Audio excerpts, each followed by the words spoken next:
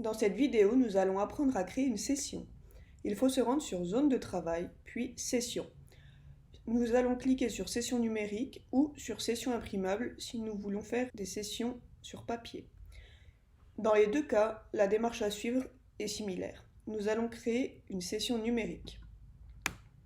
Il faut cliquer en haut à droite sur Nouvelle session numérique. Nous allons taper un nom, par exemple Mémoire.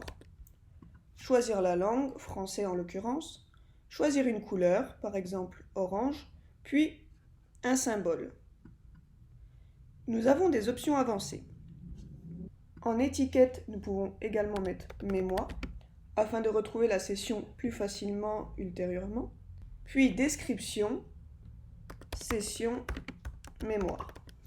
Comme vous le voyez, il y a des filtres à activer ou désactiver. Évaluation de l'utilisateur, confirmer l'arrêt de l'activité et le bouton continuer. Je peux activer ou désactiver chacun des filtres. Puis nous cliquons sur créer. Une fois la session créée, vous pouvez toujours la modifier en cliquant sur modifier caractéristiques.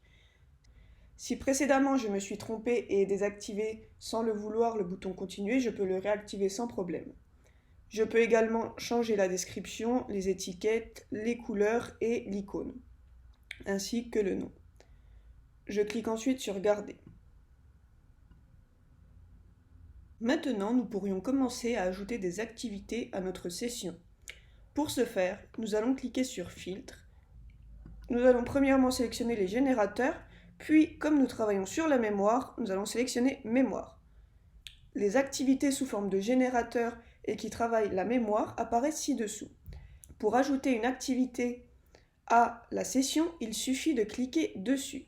Par exemple, nous allons utiliser celle de plus petit et plus grand. Vous voyez qu'elle apparaît à gauche. Nous allons maintenant sélectionner des jeux. Les jeux qui travaillent la mémoire apparaissent ci-dessous. Sélectionnons l'invasion de taupes. Elle apparaît en haut à gauche. Puis nous pouvons sélectionner un autre comme Trouve les poissons. Enfin, nous pouvons également y ajouter des fiches. Par exemple, point par point. Nous pouvons également sélectionner l'ordre des activités. Si je souhaite mettre l'activité point par point en deuxième position, il me suffit de cliquer dessus et de la déplacer. Je peux également modifier chaque activité en cliquant dessus. Je peux personnaliser le temps de l'activité, le nombre de répétitions. Je peux également choisir l'étape à laquelle l'utilisateur commencera l'activité. Si nous laissons l'option sur non, l'utilisateur commencera où il s'était arrêté précédemment.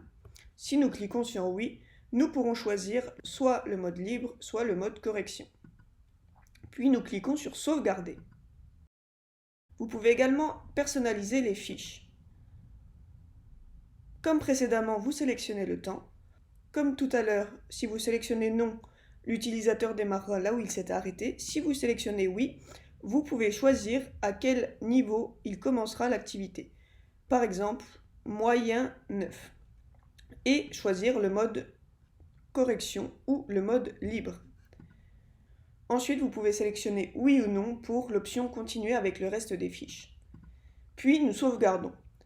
Enfin, pour les jeux, la démarche à suivre est la même. Si vous laissez l'option sur non, l'utilisateur commencera là où il s'était arrêté. Et si vous cliquez sur oui, vous pourrez choisir le niveau auquel il commencera. Par exemple, le niveau 7. Ensuite, vous pouvez choisir de mettre un chronomètre ou de ne pas en mettre. Puis, nous cliquons sur sauvegarder. Une fois que vous avez sélectionné vos activités, personnalisez les paramètres, cliquez sur terminer en bas à droite. Vous voyez que votre session apparaît ici à gauche. Voici comment créer une session sur NeuroNup.